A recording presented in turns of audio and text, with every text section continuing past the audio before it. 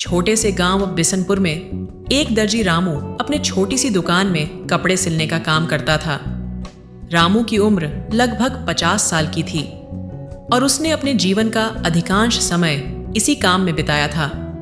उसकी दुकान में एक पुरानी सिलाई मशीन, कुछ कपड़े के टुकड़े और दीवार पर टंगे माप के टेप ही उसकी जमा पूंजी थी। उसकी सिलाई की कला बहुत ही बेहतरीन थी और गांव के लोग उसके काम की बहुत तारीफ करते थे। रामू का परिवार बहुत ही साधारण था। उसकी पत्नी गीता और 2 बच्चे रोहन और सोनी थे। गीता घर संभालती और बच्चे पढ़ाई में ध्यान देते थे। रामू का सपना था कि उसके बच्चे अच्छी शिक्षा प्राप्त करें और जीवन में सफल हों। रामू का जीवन एक साधारण और संतोषजनक ढंग से चल रहा था, लेकिन एक दिन उसकी जिंदगी में अचानक एक बड़ा मोड़ आया। गांव में एक नया शॉपिंग मॉल खुल गया, जिसमें एक बड़ी कपड़ों की दुकान भी थी। इस दुकान में रेडीमेड कपड़े मिलते थे और लोग वहां जाने लगे। धीरे धीरे रामू की दुकान में आने वाले ग्राहकों की संख्या कम हो गई। रामू को चिंता होने लगी कि अगर ऐसे ही चलता रहा तो वह अपने परिवार का पेट कैसे भरेगा। रामू ने हार नहीं मानी। उसने सोचा कि अगर उसे अपने परिवार का भविष्य सुरक्षित रखना है तो उसे कुछ नया करना होगा। उसने अपने बच्चों से सलाह ली और उन्होंने सुझाव दिया कि वह अपनी दुकान को आधुनिक बनाए और कुछ नया सीखे। रामू ने अपने बच्चों की बात मानी और खुद को नए फैशन और डिजाइन के बारे में जानने के लिए तैयार किया। उसने इंटरनेट पर शोध किया और नए नए डिजाइन और तकनीकों के बारे में सीखा। रामू ने अपनी दुकान को नई रंग रूप दी और नए डिजाइन के कपड़े सिलने शुरू किए। उसने अपने ग्राहकों को बताया कि वह अब नए फैशन के अनुसार कपड़े सिलता है और उन पर नई नई तकनीकों का उपयोग करता है। धीरे धीरे लोगों को उसकी मेहनत का फल दिखने लगा। उसके ग्राहक फिर से वापस आने लगे और उसकी दुकान में रौनक लौट आई। रामू ने अपनी कड़ी मेहनत और नए सीखे गए हुनर से अपनी दुकान को फिर से सफल बनाया।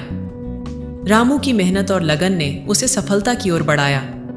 उसने अपने बच्चों की शिक्षा के लिए भी बचत करना शुरू किया और उन्हें अच्छी शिक्षा दिलाई। रोहन और सोनी ने भी अपने पिता की मेहनत और संघर्ष से प्रेरणा ली और अपनी पढ़ाई में मेहनत करने लगे। समय के साथ रामू की दुकान की शोहरत बढ़ती गई। गांव के लोग ही नहीं बल्कि आसपास के गांव के लोग भी उसकी दुकान पर आने लगे।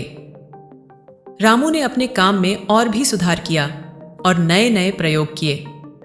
उसकी दुकान अब एक कारोबार में बन गई थी और रामू ने अपने बच्चों के साथ साथ अपने परिवार को भी खुशहाल जीवन प्रदान किया।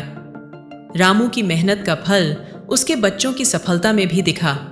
रोहन ने इंजीनियरिंग की पढ़ाई पूरी की और एक अच्छी नौकरी प्राप्त की। सोनी ने भी मेडिकल की पढ़ाई की और डॉक्टर बनी। दोनों बच्चे अपने पिता की तरह मेहनती और समर्पित थे। उन्होंने अपने पिता के संघर्ष और मेहनत को समझा और उनकी तरह ही अपने जीवन में सफलता प्राप्त की। रामू ने अपनी सफलता का श्रेय अपने परिवार और ग्राहकों को दिया। उसने सोचा कि अब वह अपने गांव और समाज के लिए कुछ कर सकता है। रामू ने अपने गांव के गरीब बच्चों की शिक्षा के लिए एक छोटा सा स्कूल खोला और वहां उन्हें मुफ्त शिक्षा देने लगा। उसने अपने हुनर से गरीब परिवारों के बच्चों को सिलाई और डिजाइन का काम भी सिखाना शुरू किया ताकि वे भी आत्मनिर्भर बन सकें। रामू की कहानी अब सिर्फ एक दर्जी की कहानी नहीं रही, बल्कि वह पूरे गांव और आसपास के लोगों के लिए एक प्रेरणा बन गई।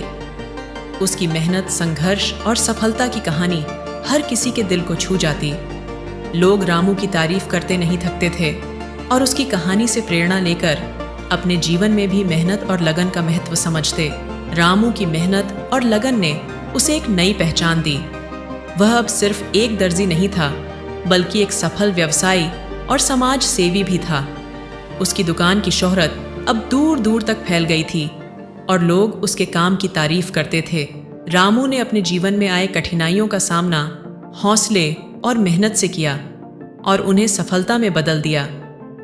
रामू की कहानी हमें यह सिखाती है कि जीवन में चाहे कितनी भी कठिनाइयां आएं, हमें अपने हौसले और मेहनत को बनाए रखना चाहिए। अगर हम अपने सपनों को पूरा करने के लिए समर्पित रहते हैं तो हमें सफलता जरूर मिलती है। रामू की तरह हमें भी अपने जीवन में आने वाली मुश्किलों का सामना करना चाहिए।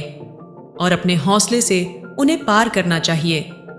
मेहनत, लगन और आत्मविश्वास से हर सपना साकार हो सकता